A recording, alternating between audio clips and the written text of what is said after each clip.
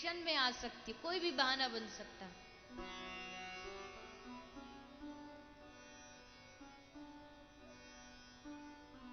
फिर भी जीव अपने जीवन को अपने ही लिए और कठिन बनाता जाता है, और कठिन बनाता जाता है। जिनको जीवन जीने की कला नहीं आई, उनको तुम स्वर्ग में भी भेज दो, वहां भी दो चार कमी तो निकाल ही देंगे।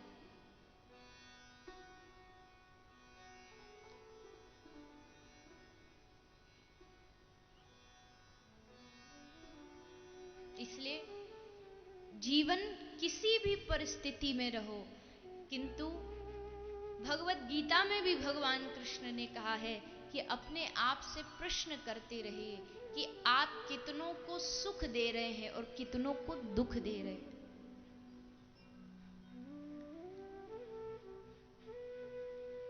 इसलिए अच्छे जीवन के द्वारा ही भगवान को प्राप्त किया जा सकता है।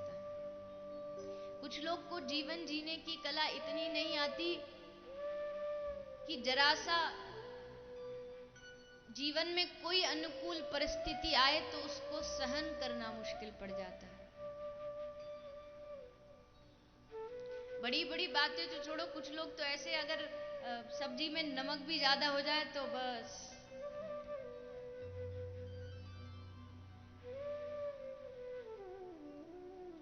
चाय में जरा सी चीनी कम हुई या ज्यादा हुई तो बस। ये क्या है? ये जीवन जीने की कला ना आने का परिणाम है। और जिसको जीवन जीने की कला आ गई, परिस्थिति हर व्यक्ति के जीवन में अनुकूल भी आती है और प्रतिकूल भी आती है। इस दुनिया में ऐसा कोई व्यक्ति नहीं है जिसके जीवन में अनुकूल और प्रतिकूल परिस्थिति ना आए, लेकिन जिसने उसको ढालना सीख लिया, जिसने उसको जीना सीख लिया, वही भगवान की प्राप्ति कर सकता है। ये कब आएगा? अब प्रश्न, चलिए ये तो मान लिया कि ठीक है, अनुकूल परिस्थिति में, प्रतिकूल में हम जी ले, पर ये आएगा कब? ये आएगा तब जब जीवन में विनम्रता आएगी। जब तक मैं है तब तक ये जीवन में नहीं आ सकता। श्री चैतन्य महाप्रभु ने अपने शिक्षाष्टकम में कहा है कि त्रणादपि सुनीचेन तरोरपि सहिष्णुना अमानिना मानदेय कीर्तनीय सदा हरि। कि त्रणादपि सुनीचेन, जब तक तुम्हारे देखिए, भक्ति का जो दरवाजा है ना वो बहुत छोटा है। भक्ति का जो द्वार है वो बहुत बड़ा नहीं है, बहुत छोटा सा है। अगर आपको छोटे से द्वार में घुसना है तो आपको झुकना पड़ेगा। अर्थात भक्ति में घुसना है, आध्यात्म में घुसना है, अपने जीवन को सफल बनाना है तो आपको झुकना सीखना होगा, तब आप भक्ति में प्रवेश कर सकते हैं।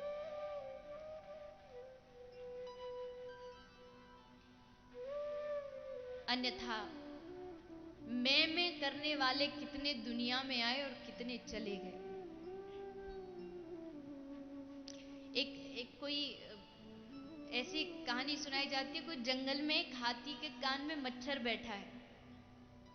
वो हाथी के कान में बैठा है तो वो मच्छर क्या सोचता है, बोले मैं जंगल का राजा हूं। अपने साथी जो और मच्छर हैं उन सबको बुलाता है, वहीं महफिल जमा, हाथी के कान में, वहीं सारी मीटिंगें होती हैं, वहीं सब कार्य उसके होते हैं। अब धीरे धीरे धीरे धीरे उसकी जो फैन फॉलोइंग थी वो बढ़ने लगी। अब क्या हुआ, तो बोले जो हाथी का कान का जो स्थान है वो छोटा पड़ गया। तो वो बोला कि उसके साथी बोले कि मच्छर को कि हे मच्छराधीश, अब आप ये जगह छोड़िए, कोई नया स्थान नियुक्त कीजिए।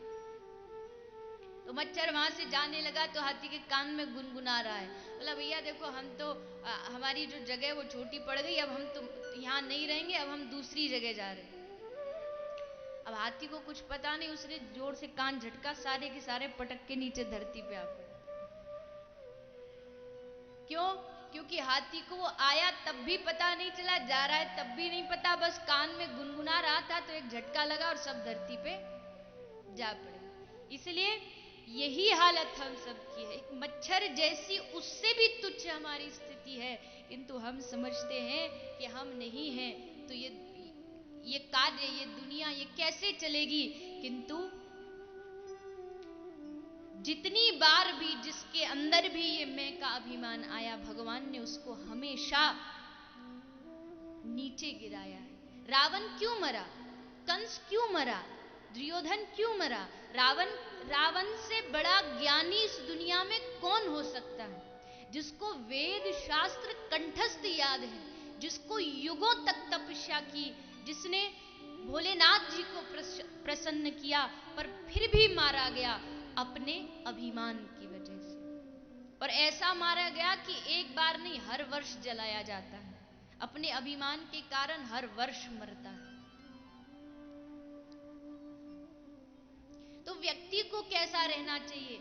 जैसा एक बैंक होता है ना, बैंक में एक मैनेजर होता है जो भी उसकी देखरेख करता है। उसके अंडर में उस बैंक में करोड़ों रुपया है, पर फिर भी उसको अभिमान नहीं होता है। क्यों? क्योंकि उसको पता है मैं तो नौकरी कर रहा हूं, ये पैसा मेरा नहीं है। तो हमको जीवन में उसी मैनेजर के जैसे रहना है। कितना भी हमें प्राप्त हो जाए, पर कभी मन में ये विचार नहीं लाना, हम सोचें हम तो केवल उसकी नौकरी कर रहे हैं, असली मालिक तो वो है, असली स्वामी तो वो। और फिर बात भी सही है, जब आप किसी की नौकरी करते हो तो आपको उसके मुनाफे से, उसके घाटे से, लॉस से, प्रॉफिट से कोई फर्क नहीं पड़ता। क्यों? क्योंकि आपकी तनख्वाह तो बनी बधाई है, वो तो आपको मिलेगी ही मिलेगी। उसको प्रॉफिट हो या लॉस हो, आपको क्या लेना देना उससे। तो वैसे हम श्री ठाकुर जी की नौकरी कर रहे हैं, अब उसके बाद घर भी उनका, परिवार भी उनका, फैक्ट्री भी उनकी, लॉस हो तो भी उनका, प्रॉफिट हो तो भी उनका। हमें तो बस प्रभु आप प्रेम रूपी तनख्वाह देते रहिए और हमारे जीवन को ऐसे ही चलाते रहिए। अभिमान आया तो भगवान कभी उसको सहन नहीं कर सकते।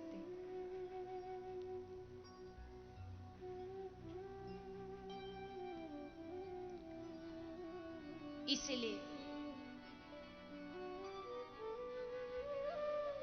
संत महापुरुष कहते हैं कि अरे भैया, तू जिस जमीन पर बैठा ना है ना, उस जमीन में हजारों इसी मिट्टी में आके इसी मिट्टी में मिलके चले गए, और एक दिन तुझको भी जाना पड़ेगा। मैं नहीं, मेरा नहीं, यह तन किसी का है दिया,